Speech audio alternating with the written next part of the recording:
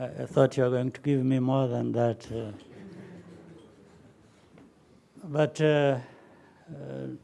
Dear brother, President of Uganda, here present, business leaders, distinguished ladies and gentlemen, let me first speak to the importance and how happy we are that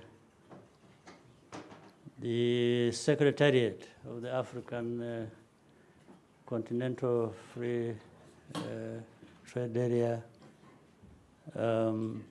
has come together with the World Economic Forum in this manner. It's of great importance.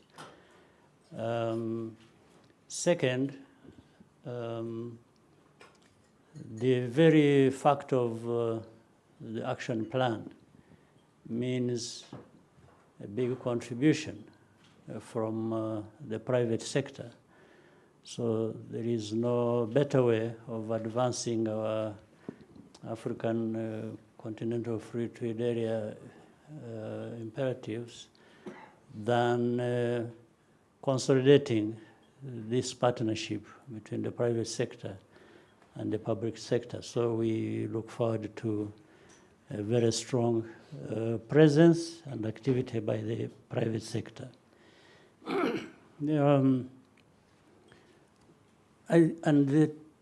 What I have just said is of great importance in the manner that it helps change the narrative, and we must change the narrative about Africa being a too risky a continent. I think the full picture and explanation of the situation will come through this collaboration. The other point I would wish to make going forward is that, first of all, we've been told, and I think the importance has come out already, of the priorities that that have been identified through this partnership and the action plan, where we are talking about automotives, we are talking about agriculture and agro-processing, talking about pharmaceuticals, and we're talking about transport and logistics. I think these are very key, they are very important. They help in many ways, but we have to do our part in other areas. For example, in areas of making sure that the Africans really move freely across borders and do what there is need to do.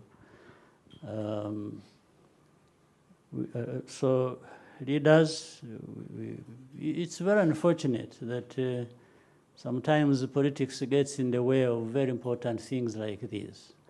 So we have to do our part and make sure that this is not the case. And here, the return on investment is here that everybody wins. And we should make sure that we come together, we work together for this to happen. Let me say, in Rwanda, we are trying to play our part, whether it is in the area of making sure that Africans come to Rwanda freely. We've eased on visas.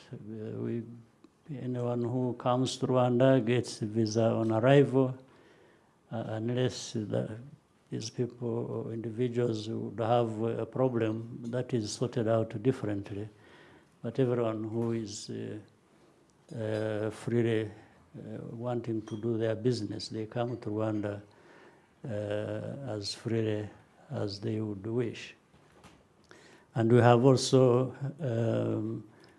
We are working on one of these priorities, for example, well, on all of them, but let me point out in the area of pharmaceuticals, we recently opened a partnership that is practical, that is going to be up and running in just a matter of days and weeks with the BioNTech.